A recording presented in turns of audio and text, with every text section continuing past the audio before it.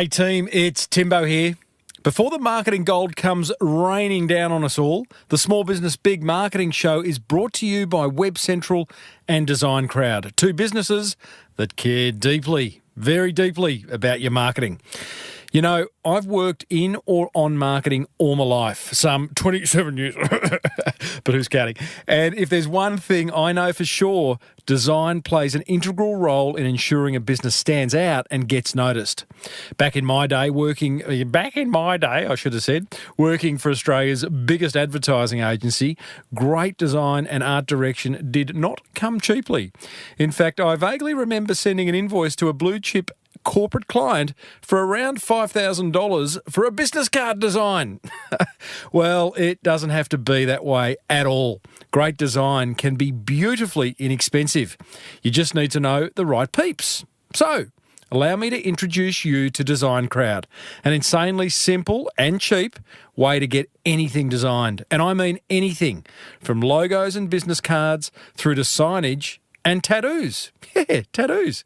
Head to designcrowd.com/Timbo and grab up to $100 off your first project. Hey, speaking of tattoos, how's your online footprint? How's that for a segue? Well, the reality is both are permanent, a tattoo and your online footprint.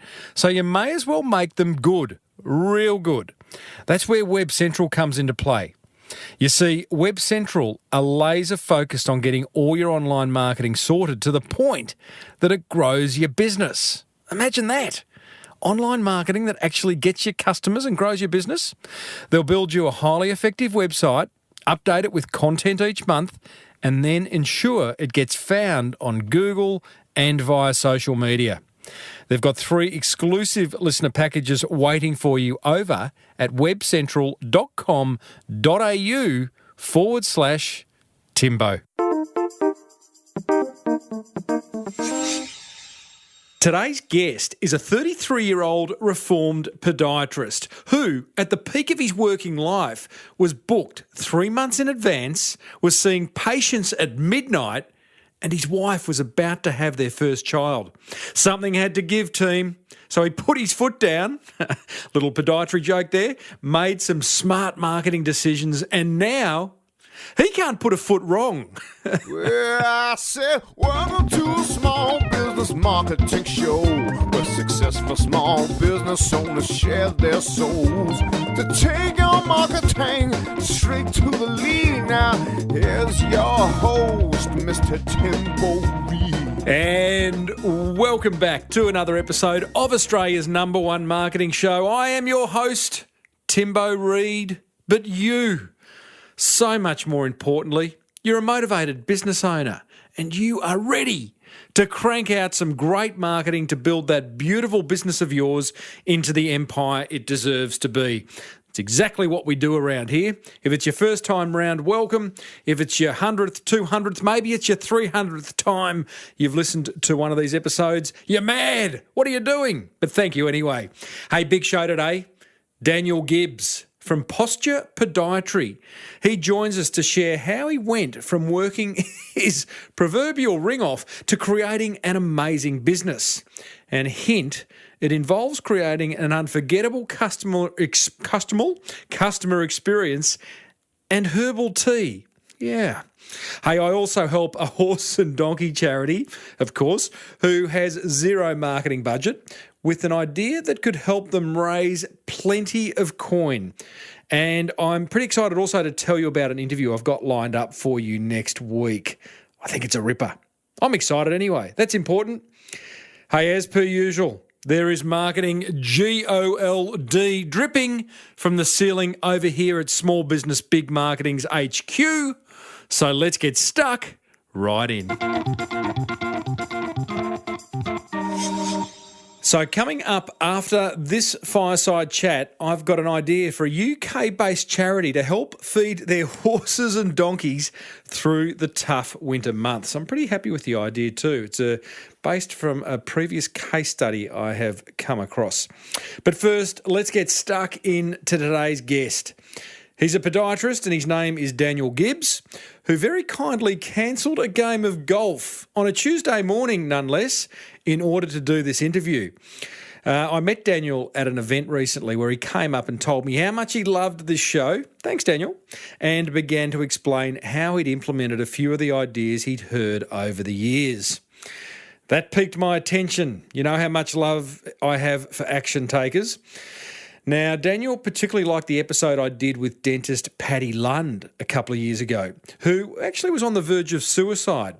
He made some fundamental changes to his business life, and Paddy lives to tell the story. That was a great interview. I'll put a link in the show notes to that interview. Now, whilst Daniel's predicament was never that dire, he did find himself at one point being booked out 3 months in advance, seeing patients at midnight, feeling completely overwhelmed and exhausted, trying to work in the business and on the business. Is that feeling familiar to some of you? Hey? Whilst at the same time wanting to be there for his heavily pregnant wife. Hey, he was under the pump, was young Daniel. So like any motivated business owner, he made some fundamental changes to the way he did business and to his marketing. This is an inspiring story. Listen in, and here's what you're going to discover. How to implement an unforgettable customer experience, if you haven't done so already. But even if you have, he's got some great tips. The importance of systems, of removing yourself from the business. Love his tips on that. The importance of post-it notes. How critical the first 20 seconds with a customer is. And how the quality of herbal tea that you serve is in direct relationship to the quality of your service. Oh, he also talks about his wall of wow. There's so much in this fireside chat. After working under another podiatrist for a number of years, Daniel opened his first clinic at the age of 29 and from day one made a decision that it was going to be best in class. Well, I mean, I was working for another company, and I kind of thought, look, I really want to be able to help more people, but I'm kind of limited here. I thought the best way to do this would be to open up my own clinic, and then I could employ someone else, and that way I could help double the number of people that we could help together. Now, in doing that, you had a philosophy of setting it up from day one to be the best podiatry clinic. I wanted this place to be the best, you know. So how do you do that? Well, it started with the furniture. Of course it did. What are we talking? Eames chairs and... Well, kind of. I mean, we spent $1,000 per waiting room chair. I kind of thought... Hang on.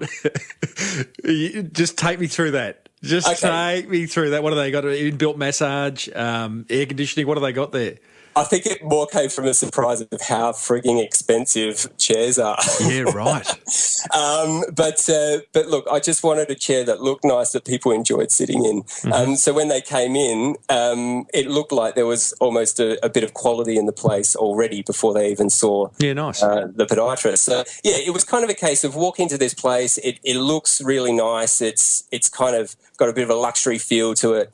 And maybe that might help people, enjoy the service a little better. Who knows? Mm-hmm. So we kind of started with that. We set it up. I kind of thought that if we can create this space that people enjoy being, then maybe I can enjoy being there as well. And we can create a clinic that people, hopefully maybe they want to just turn up even if they don't have an appointment.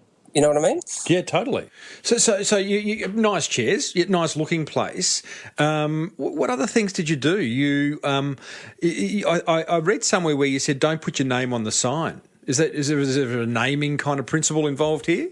Well, that was some advice that I was given because I was really grateful for this advice. Actually, another fellow podiatrist who'd just gone through a process of selling her business and all the problems that entailed. She came and visited us in the first week we were open, and she said, look, if there's any advice I can give you, it's please don't put your name on the sign.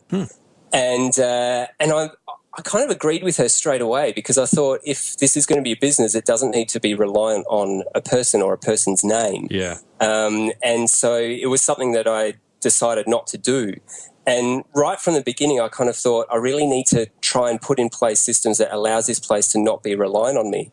But at the same time, I kind of really wanted to do the best I could for all of my clients. So I was in everything, and I was working ridiculous hours. And what are ridiculous hours for a golfer like you?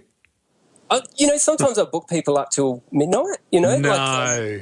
Well, sometimes that was the only times that we had available. Wow. When people couldn't get there during the day, or I couldn't see them, or there are some times when people were in there sort of really late, and that was because I had to see them, and or they needed to be seen, or whatever, or they were asking to be seen. And I remember one night I just thought, I was driving home, and I just thought, man, this is. If I don't take control of this, it's going to get out of hand. So were you, you're close to having a breakdown? Were you just physically, emotionally exhausted? How bad did it get?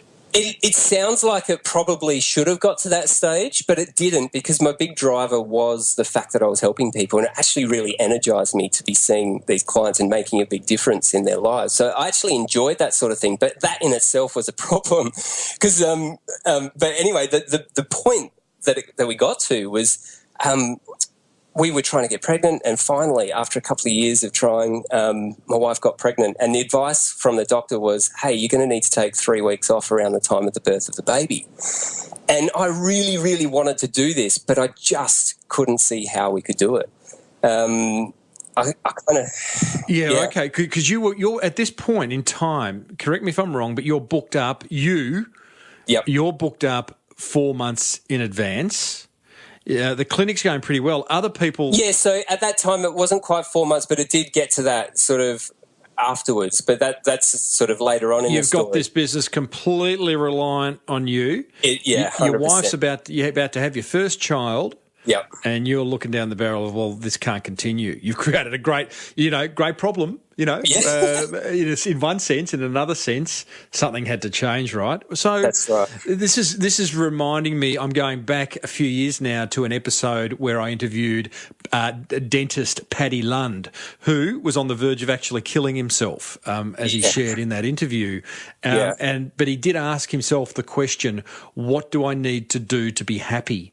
And he completely re-engineered that business to the point that he took down the sign, he sacked 75% of his client base, he started making dental buns that smelled of cinnamon to get rid of the Novocaine smell. I mean, amazing episode. Go back and listen to it, listeners, if you are interested in that kind of thing. But similar stuff here, Daniel. What question did you ask yourself? It's funny you mentioned Padi Lund, because he was a big inspiration for me making a shift as well. At that time, I heard the story of his selection of 30 herbal teas and the coffee machine that he imported from Italy, and I'm sure the story is become quite a lot bigger now. But, correct. But as good stories do, but really, I kind of thought, if I'm going to take 3 weeks off, I need to remove myself as the main breadwinner. So I need to, I have 6 months to basically systemize my business so I can leave for 3 weeks and hopefully things won't fall apart.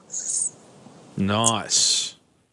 So that's a pretty, that's not insignificant. Many would kind of, be clouded by the fact that they were just so busy. But because to systemize a business, that's rather a lot of work. It is, and I realised how much work it was. But it was made a lot easier by the team of people I had around me. I think what happened was they really got on board with the idea of helping me to release myself for a few weeks. I think it was a great experience having a baby. But no, they really got on board, and they kind of wanted to prove to me that it could be done. And I think maybe they sensed a bit of an urgency from me saying, if this keeps up the way it is, then maybe it won't last. So it was really good, and we developed our culture, and we developed a few things that we could do, and we focused on some key procedures, basically so that I knew that any of my clients who were used to seeing me would be happy seeing someone else in the clinic, which is a very hard thing to do. Oh, it's massively hard. What's the secret sauce there? If there was one thing you could give other listeners who, with small businesses, how often do we hear it? Oh, the people want to see me. They want to see the owner. Yeah. Look, I don't know if there's one thing, but a big thing that really helps is communication and just being honest and just basically talking through the situation and getting understanding from your clients. People are people. I mean, people will understand when they can see what's going on. And they did understand, hey, I've got a baby due, so I'm not going to be around for a bit. So a lot of people just booked in sort of before I was about to leave and then after I got back. And that's when it really got to sort of, I was booked out, 4 months. So 2 months of people trying to book their appointments around my baby. Yeah. And then that was it. It was sort of like no one could really get in for the next 4 months. And it was just 3 weeks. I mean, really, it was only 3 weeks. But it felt like an eternity to me at the time.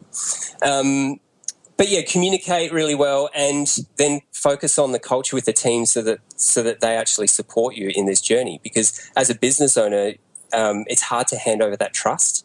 But once you can hand over trust and let someone else be in charge of your baby, I'm not talking physical baby, I'm talking the business baby here. Then you sort of start to see them taking more ownership and feeling more motivated, and they can see that their efforts is making a difference overall. So it was a great little process to go through. Okay, well, let's go through. I want to know exactly what you did to turn your business into a business that wasn't broken in one sense, but to turn it around so that it extracted you, the business owner, from being in it day to day, so you could enjoy not only family, but you've done some other things beyond beyond posture podiatry, which is your podiatry business, which is quite amazing. But let's talk about what you did within the podiatry clinic to turn it around. So once I got back from this 3 weeks, the team were motivated, the business didn't fall apart, and I kind of thought, okay, there's something to this. We can really sort of work with this. So we spent a bit of time over the next year or so planning how we were going to create the best experience for our clients. We kind of figured that the best way to go about this was to make sure that we're building from that initial dream of having a place where people really wanted to be. So we did things like we implemented the herbal tea. You're stealing the idea of Padi Lund. And we kind of went with the crystal glasses and the lovely wooden oval tray, and we put we got the best herbal tea we could. And when we became the only podiatrist on the books... I'm going to just challenge you on that. And clearly it's worked, but that sounds so superficial. Oh, man. You know what the principle is? People don't understand all the wonderful things we can do for feet, but they do understand a nice cup of tea, right? I love it. This is a funny thing that happened. When we became the only podiatrist on the books of this boutique tea supplier, and they started saying, hang on a minute, if you're willing to serve this quality tea, you must be a really good podiatrist. Figure that one out. Yeah, I know, right? And I'm kind of sitting there going, okay, good one. Yep.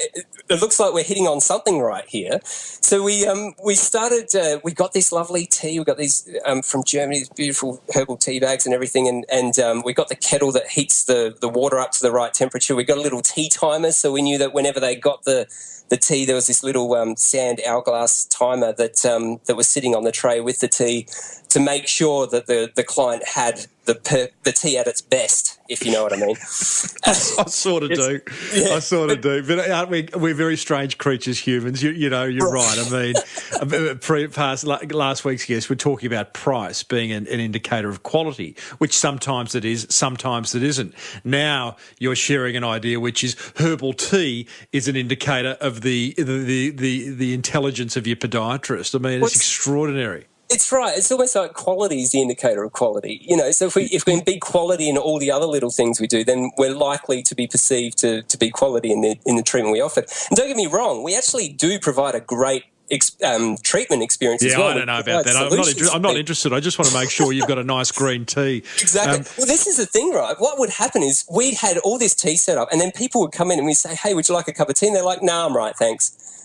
And we're kind of like, what? We want to be able to provide you with this amazing experience with this herbal tea. And then they say, no, I'll be right. I don't need a tea. And the next big challenge was actually getting people to actually accept the lovely cup of tea we had. Well, there is, and by the way, listeners, there's there's other things that Daniel has done to make this an amazing podiatry clinic, which we'll cover in a minute. But just to finish on the tea, Daniel, one could argue also that, hang on, I don't want to be paying for expensive trays and crystal glasses and expensive herbal teas. I just want my feet fixed at a reasonable price. Yeah, true. It's got tricky, him here. you know. I've got him. Well, he's factored $10 into each consultation for the tea. Well, we actually didn't raise our prices. We just wanted to offer this extra quality service. Right. And we didn't raise our prices because, you know, this is what lined up with our values. We wanted to create the best experience. And so this was just generally part of it. And didn't actually cost that much to provide a cup of tea. Well, and the fact that... That's it. But there's perceived value. And I remember having a conversation with someone and they said, look, I'm on a concession card now. Is there any chance that, you know, and that was when I was really challenged for this person, you know, reduce the prices. And it was the first time that I really stuck with my guns in saying, you know, actually we don't offer concessions. But what I can do is not give you a herbal tea. I'll give you a bushels and I'll charge you 20 cents less. Well, her response was, but I get this wonderful cup of tea. Yeah, nice. It's worth it. It's worth it just for that, you know. And what else did you do, Dan? Oh, look, okay, so we then started offering these mineral salt foot baths with essential oils. You know, we wanted people to really feel like they could experience, and we did it in the waiting room, which we renamed our welcome room because we didn't want people to feel like they were waiting in the waiting room. It's the welcome room. They're here to be welcomed. So they'd sit there with their lovely herbal tea and their feet in a foot bath, and then the person sitting next to them would be thinking, oh, that looks pretty nice. Maybe I can have that too. And so we started seeing people actually accepting the tea in the foot bath that we love to offer them. Yeah. Little things like first impressions.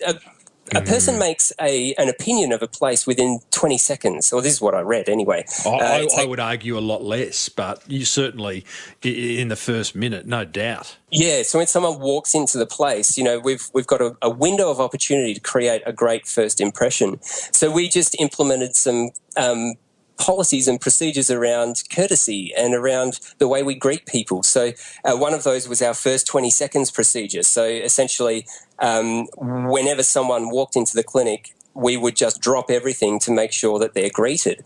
And just that initial acknowledgement, and even if we're doing other things, I don't like using the word busy, if we're preoccupied doing other things, we just... acknowledge that they're here and direct them to take a seat and then spend some time with them on that personal level with them. So little things like that, little procedures like that. We had, I remember doing a lot of research. Being a health professional, it's good to look at the research, look at what's working in the world of research and science, and then look at applying that in the real world. And some of the marketing research out there was talking about the effect that Post-it notes has on outgoing mail. So the extra personal touch, just by putting a Post-it note with a personal message and a smiley face, is likely to have a 75% increase in return, you know. So in engagement. So explain that. So you've got outgoing mail, which is unusual in itself, like you mean snail mail. What are you sending out? An invoice? Man, I tell you, when someone comes to book for an appointment, we're sending them just letters or reports, but the context of the letter is important. So people would book an appointment, we'd send them out a welcome pack, which would give them information about the clinic and what they're about to experience, and then we'd send them an email, we'd send them a text message before they come in, just to, you know, really look and make sure that they're engaged. They come in, have this first 20 seconds experience, their paperwork is already filled out with their. But on your snail mail, you're just writing a little grab a little sticky and a little personalised note. After the appointment, we get this, hey, thanks, great to see you. And then whenever we send that out, it's just a little Post-it note to say, that extra little personal touch. Hey, it was really good to meet you. Looking forward to working with you, with your name and a smiley face, because the research was very particular about including a smiley face on that Post-it note. And it takes, a couple of seconds extra. You stick it onto the mail, send it out, and it's that extra little bit of engagement. And we even did that we extended that with our reports to other health professionals who were involved in the care with that client. We would send a little Post-it note on that letter as well. And that way we started getting more engagement from our health professionals as well. So, tell me about your wall of wow. Oh, yeah. We wanted to build this community of people who were excited about what we were offering. So we thought, in a world with health professionals where testimonials are not allowed, it's hard to get that social proof element to our marketing, or that because we can't use testimonials to market ourselves. We needed to do something within our four walls that kind of let people know about what the others experiences think. Other people have had. Yeah, so we've got good feedback systems, complaints and compliments registers. We've got a feedback form that people fill out, and we just basically frame that form and put it in our hallway. And we've got hundreds of these feedback forms with stories that people have had where they've, perhaps been in pain. They've now had a great experience, and this is what they can do. And there's one little bit on there which I love seeing, which is, what advice would you give to other clients of posture podiatry? And the advice that our current clients are passing down to the new clients that come through. And when new people come through, they walk through our wall of wow, they see all these wow stories, and they see this little bit about the advice. And it's often all about, hey, stick with your treatment plan, make sure you see it through, these guys are worth it, all that sort of stuff, which was a message that I wanted to get across. But this was now coming from other clients as giving that message across. So everything you've just described there, Daniel, is about creating a wow customer experience, which many businesses don't do. So everyone listening, first action point really is to do that, is to kind of literally bullet point down what are all the things we can do in our business to make people talk about us when we're not there. The other thing you touched on is the fact that you have removed yourself as the business owner and head podiatrist in the clinic via the creation of systems. Yeah. Yes. And it was kind of more of a necessity than anything.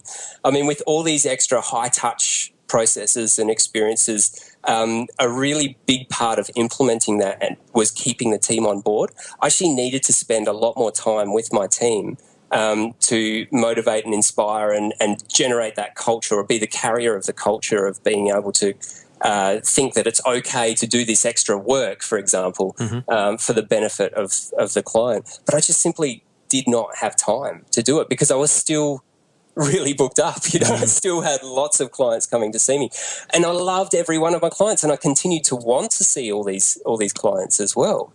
But there had to come a point where my focus needed to perhaps move from being directly involved with my clients to being more directly involved with my team, and then empowering my team to then be more directly involved with the clients and carry that culture. So for you, the most important for you was your original why is you love helping people. So as long as that was still being met, whether that was directly by attending to someone's feet or indirectly by making sure that you have the best team possible attending to someone's feet, it didn't matter to you, the business owner, right? That's right. And at some points I thought, it would just be much easier if it was just me.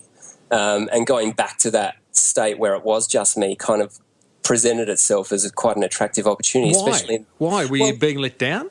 I got a lot of opposition. From who? From my clients as well as from other health professionals as well. People hate change.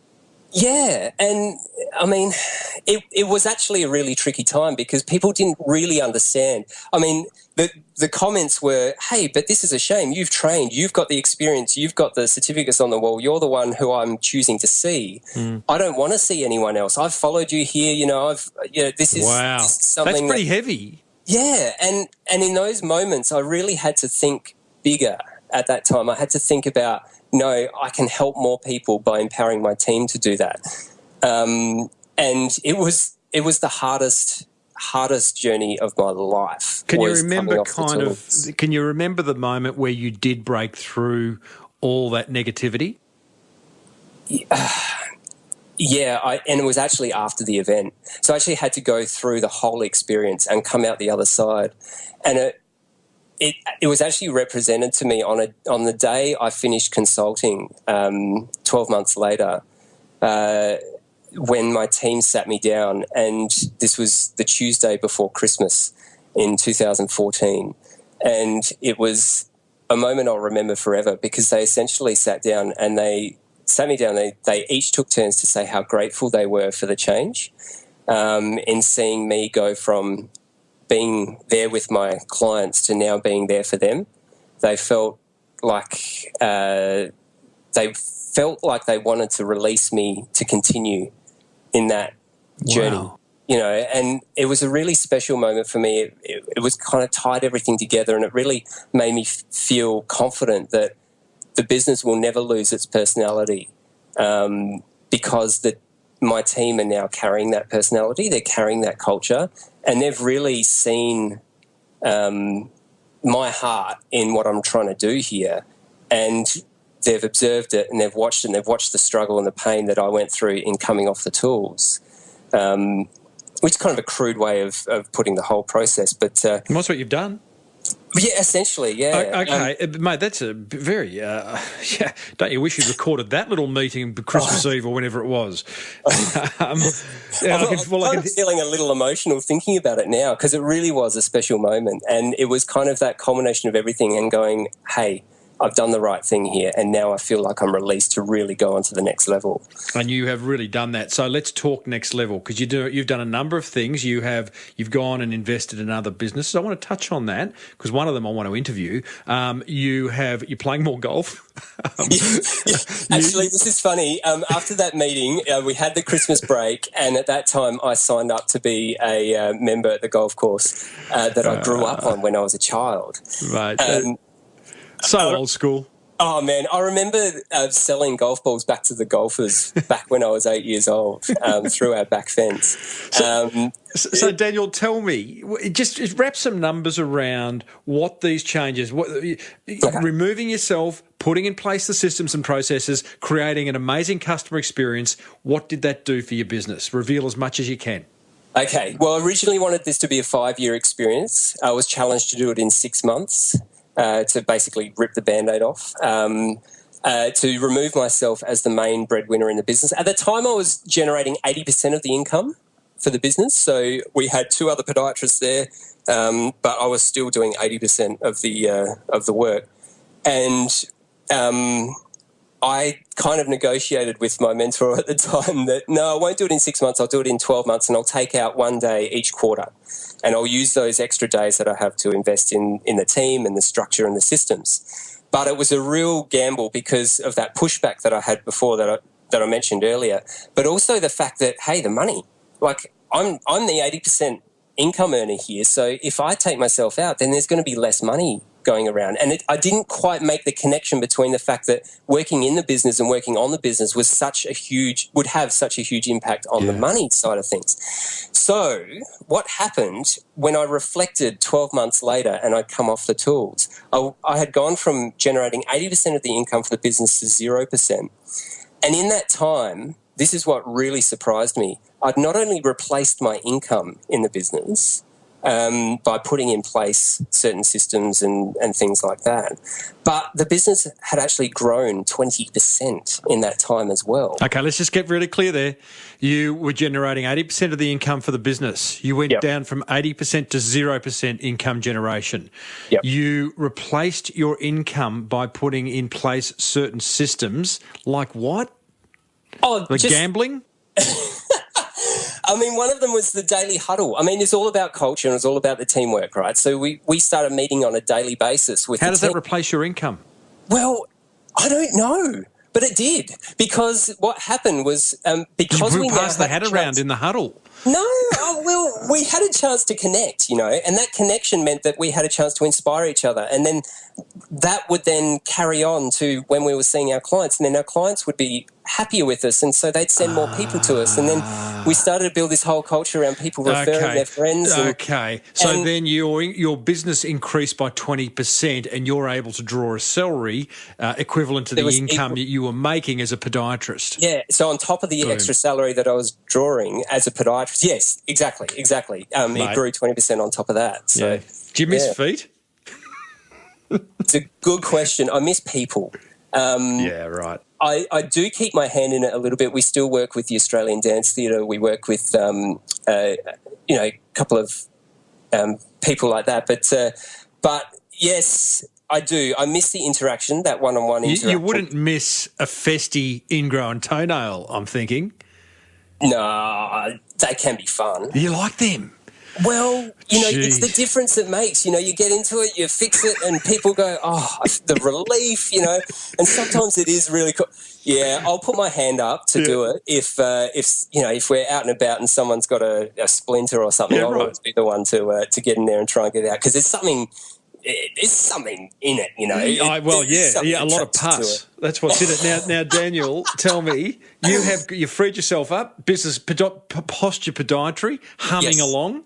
Yes, it has freed you up. You've now gone and created, I think it's called Clinic Mastery, which you are helping other health professionals who we all would agree. Hello to my GP, who I wait generally 90 minutes for when I roll up. I don't anymore. I just ring. How late's he running? Is my question. Oh man. So we all know health professionals need help in running their business. So you've created Clinic Mastery to do that. That's correct. Yeah. Yep. That's relatively new. It is new. It's a program that we take health professionals through to just help implement those key systems that work for us. Classic example. Whether it's a health professional or a tradie none of us get trained to run a business when we're studying a speciality. So, good on you for doing this. Thank you. Yes, and it's another thing, another way of being able to help more people, because I feel like, we're helping a number of clinics from all around Australia at the moment. And this sort of allows me to feel like I'm not only helping our clients in our own clinic, helping my team to help their clients, I'm also helping other businesses to help their clients. So I guess it's just that broadening of that key purpose, to help people. It's everything's still in alignment with that, and that's why I love clinicmastery.com. It's that helping other health professionals to raise the benchmark of that health care delivery, putting care back into healthcare. Oh, clever. Tell me, is that going to require you? Is that an automated thing, or is that you going in and consulting? Are you back on the tools? Are you selling your hours? I am back on the tools. Interesting. I love getting involved in the lives of other health business owners. So yes, phone calls, clinic visits. We're delivering video content, webinars, all that sort of stuff. Mm-hmm. So it's good at the moment. I'm motivated, and it's working really well. I've got a great team with a couple of other guys who I've partnered with clinicmastery.com. And what do you say? Is there? I've spoken about this before on a number of occasions where I've been speaking to a successful business owner who seems to have mastered how to run their business. They've removed themselves from it, and now they're training others in their industry to do it. It's an interesting business model. It's a trainer the trainer, isn't it? And especially when I'm training other podiatry clinics close to ours. Wow. That's interesting. We can't afford to have a scarcity mindset in small business. There is enough work to go around, and if we all raise the benchmark together, then people can expect better service all round, and it's just going to look better for the whole profession, if you know what I mean. Good on you. You'll end up having people coming to podiatry clinics that don't even need anything attended to with their feet. It's funny, we do have people rock up just for a tea and a chat. Really? Yeah, we do. It's good fun. Dan, you've also gone and you're investing in other businesses. Yeah, so I think for me as an asset class business kind of makes sense now. What does that mean? Well, so asset classes, we look at, say, property. So you can invest in property, we can invest in shares, we can invest in business. And as far as business goes, I don't know. Just for me, it just makes sense. And various processes and systems to be able to enable a business to run without you is kind of where business needs to be, I guess. Otherwise, it's not a business; it's more of a job. So you've bought do you mind if I share the franchise you've bought into? Yeah, sure. Yeah. Remind me, Source Whole Foods? It's the Source Bulk Foods. The Source Bulk Foods? Yeah, this came from Love this business. It's a great business model. I didn't know anything about it, but my wife did. She is all over the health blogs and the food blogs, and a lot of the people out there are talking about whole foods being we're in the midst of a whole food revolution. Mm-hmm. And we were in Melbourne in Prahran, in fact, just walking down the street, and she saw the Source Bulk Foods, and she, that excitement that welled up in her, she kind of thought, wow, this, I've heard about these guys. The bloggers keep talking about it. We don't have it in Adelaide. We need to check it out. So she went in. I came back a couple of times, but half an hour later, she's doing cartwheels around this place, just so excited. I remember for me, we would activate with activated almonds, so you soak them overnight, you dehydrate them. It brings out the quality nutrients in the almonds. But the thing for me was our electricity bill, because the dehydrator is going all night, every night, But here, we walked into the Source and I see this, it was like this aha moment. There's a bulk food bin full of activated almonds, and you just scoop out as much or as little as you like. And I went, problem solved. So you've gone, here's a good business, we need a bit of that, and you've bought 2 or 3 franchises? Franchisees? I partnered with a friend of mine who has a number of franchise stores with Optus, and he understands franchise. I understand business, so we thought it was a great partnership. We made our way to Byron Bay a couple of weeks later and met with Paul, who started the Source Bulk Foods, and then we brought it to Adelaide and opened our first store sort of within a few months of that meeting, and another store a few months after that. So we've now got 2 stores here in Adelaide, at Glenelg and at Mitcham, with the Source Bulk Foods, and the guys there are so passionate about the food. They're so passionate about the lifestyle and clean living and whole food living, and that's rubbed off on me. I want to live a waste-free life. I want to be able to eat clean and as well. So my business is teaching me stuff. It's great fun. Daniel, you are a shining example of a business owner who loves what they do, who's very strong on their why, who's got the guts to make some really hard decisions in a business that's actually very successful. What do you say, just to wrap things up, to all those business owners listening who are a little bit trapped in the day-to-day?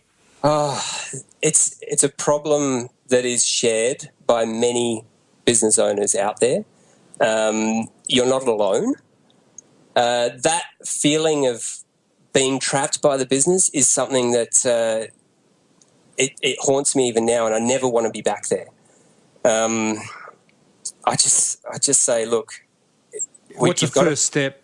You've got to make a decision in your heart. It's got to come from within, to remove yourself as the main person in the business, the bottleneck in the business. If every process has to go through you, then the business will only grow as much as what you can take it.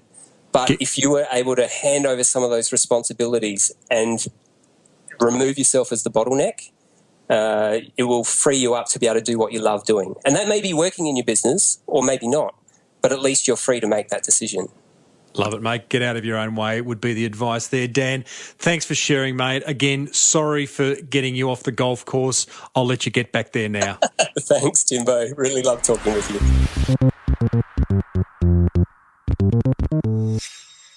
Well, there you go, team. Daniel Gibbs, Posture Podiatry. What a great story. Coming up, I share a crackingly good idea, is that a word, crackingly, with a charity who needs to make some money fast. Plus, I've got my top 3 attention grabbers from that fireside chat with Daniel. But first, here's a word about a couple of businesses that want to help you build that beautiful business of yours into the empire it deserves to be.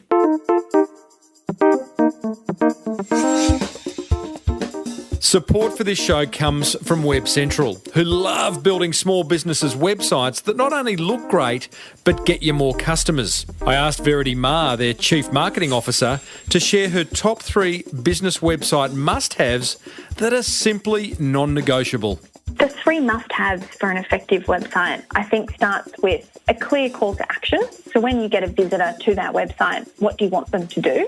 Also, the website needs to be mobile friendly because there's a huge growth in the number of visitors coming from their mobile, searching while they're out and about. And then finally, a professional design that reflects your brand. Because if you think about it, the first time that a potential client or customer interacts with your brand is on your website, they're going to have an immediate view of what your website does and whether you're trustworthy. Web Central, helping you build trust online fast. Check out webcentral.com.au/Timbo for exclusive listener offers.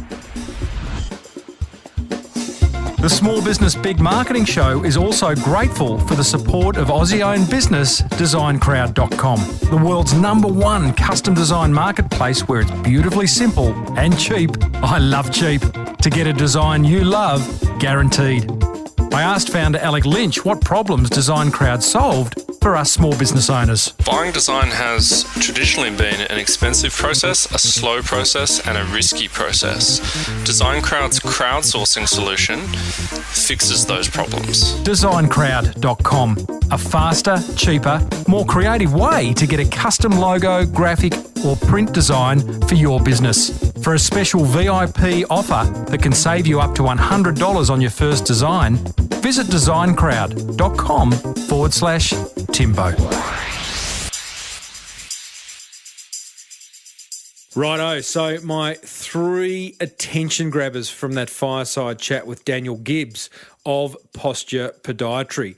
Number 1, do everything in your power to stop the business being reliant on you. I have an episode coming up with another business owner who explains exactly how she's done this, and she gives some great tips. But just be mindful of the fact that we can so often get in our way.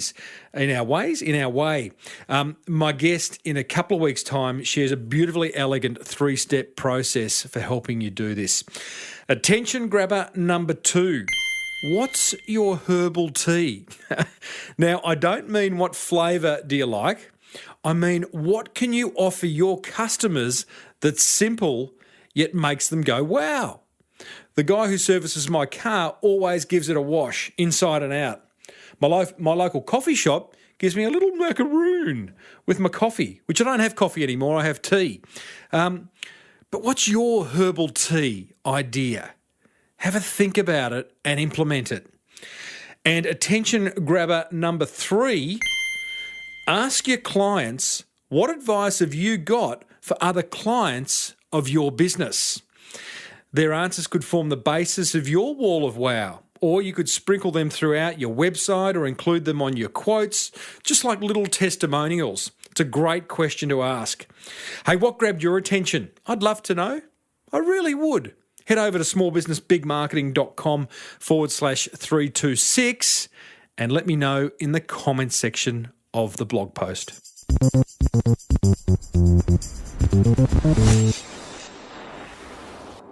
So I have got a listener question from Sarah at Hope Pastures, which is a horse and donkey sanctuary in the UK.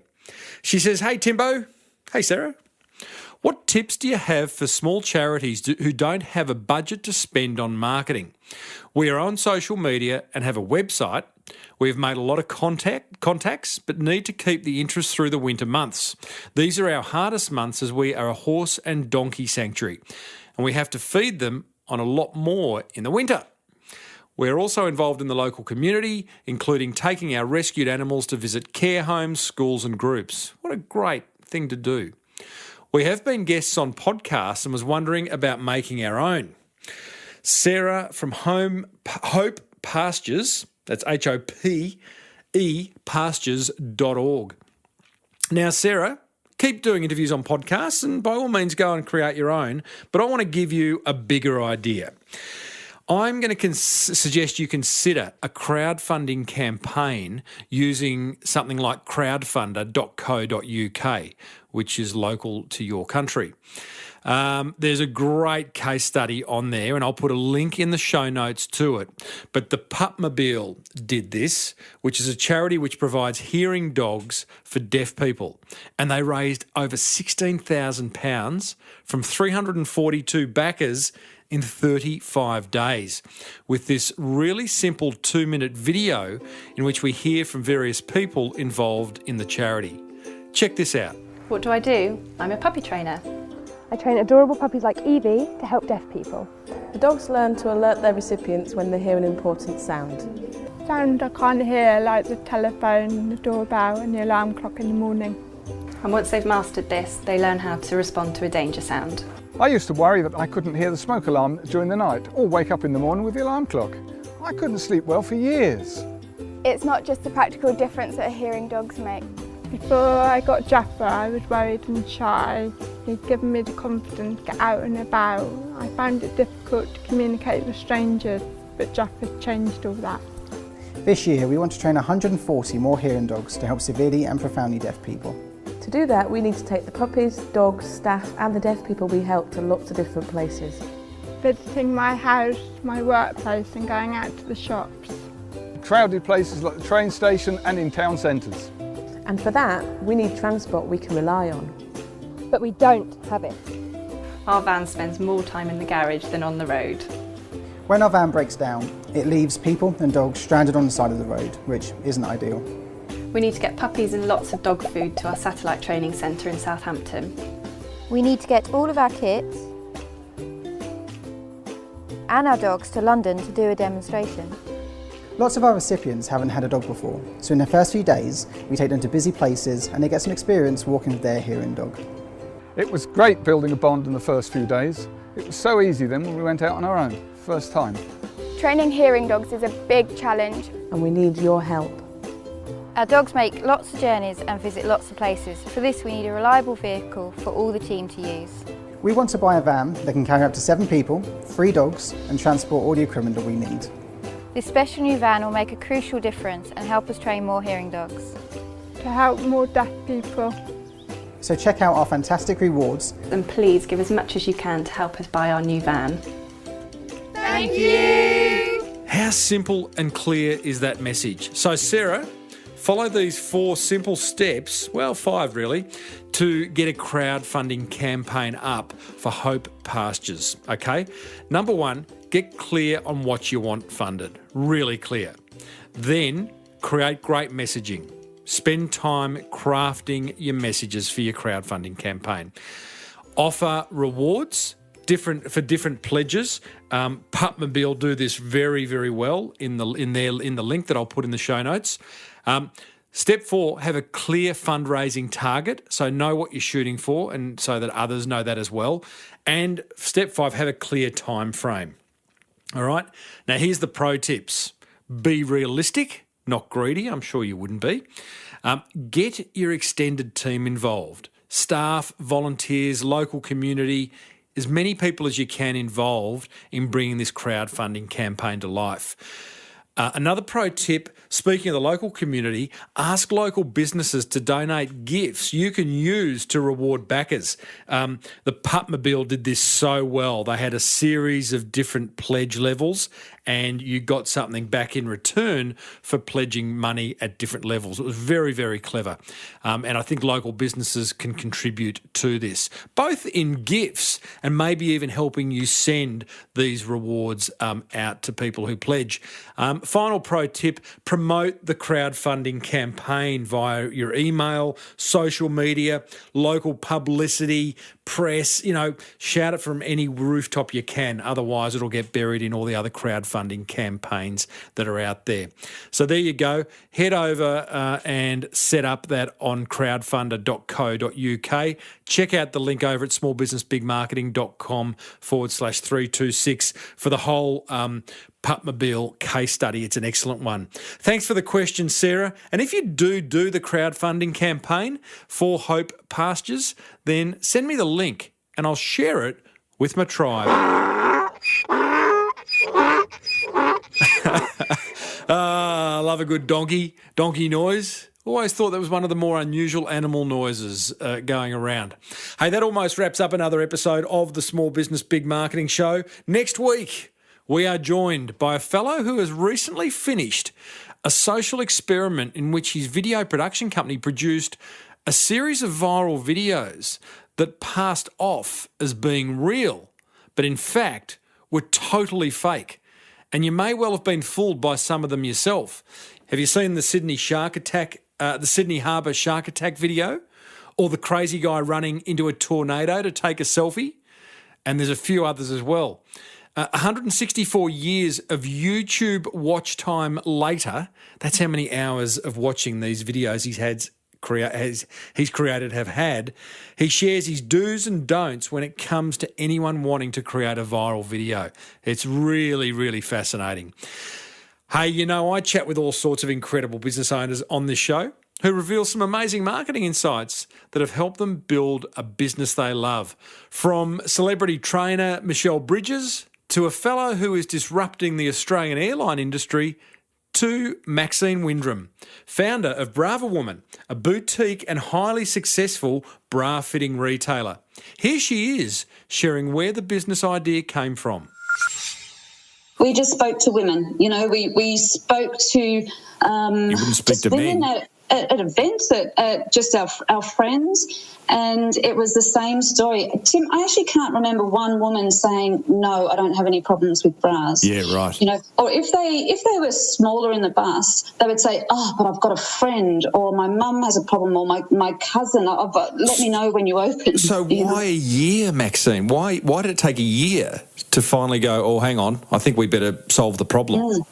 Well, because both Mum and I had never had a business before. We'd never even worked in retail, and actually didn't even like shopping. So oh, wow. We still don't actually, but we That's kind of a positive in the sense that if you don't like shopping, then you're forced to ask yourself what's going to make the shopping experience exceptional.